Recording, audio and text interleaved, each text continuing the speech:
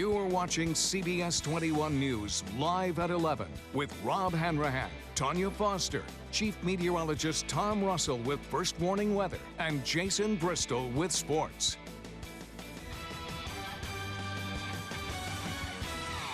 Well, you've probably heard these. Looks aren't everything. Don't judge a book by its cover. Things aren't always as they appear to be. We've heard them all, but now comes the Chump car. Not a champ car, but a chump. Until you see how it moves and how it brings some real racers together for a shot at the big time. CBS 21's Jason Bristol here now to explain this racing phenomenon. Yeah, Rob, they call this real racing on real tracks with really cheap cars. Really cheap. And let me tell you, it's really amazing how a piece of junk has been rebuilt for endurance races. We're talking 1,000 miles at a time. It all happens on some of the most famous racetracks in the entire country, like Daytona and Watkins Glen. And a group of friends are just along for the ride. It is destroying the environment one lap at a time. Al Gore would definitely give that a thumbs down. But to these car guys, this rusted out 85 Mercury Cougar is a dream machine. Better than any curvy Corvette or luxurious Lamborghini. You know, the car performs, it's reliable, it's fast, it does what it needs to do. For years, it wasn't doing anything, just sitting in a field. Now, this old grocery getter runs 150 miles an hour, hugs corners, and makes these regular Joes feel like NASCAR drivers. The only difference between what we do and what they do is there's nobody in the stands. Well, that's not the only difference. Their car, surprise, surprise, costs $500.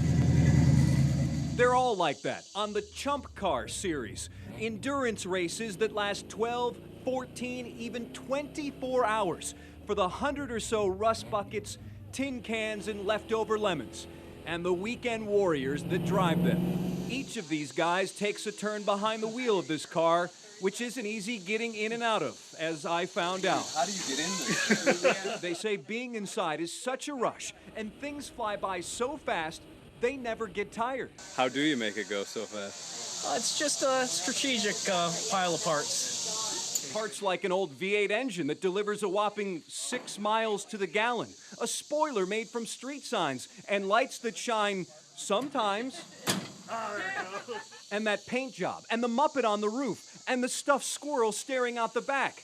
Does anyone take this car seriously? You show up and there's a bunch of BMWs and exotic imports, and we can get there and smoke them. That's the best part. It better be. Winners take home a grand prize of $800. That doesn't even cover gas.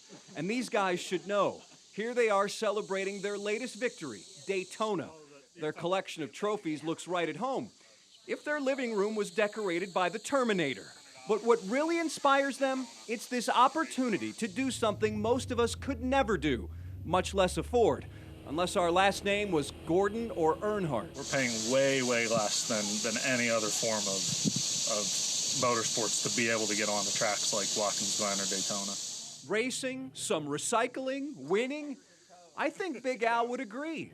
These guys aren't chumps after all.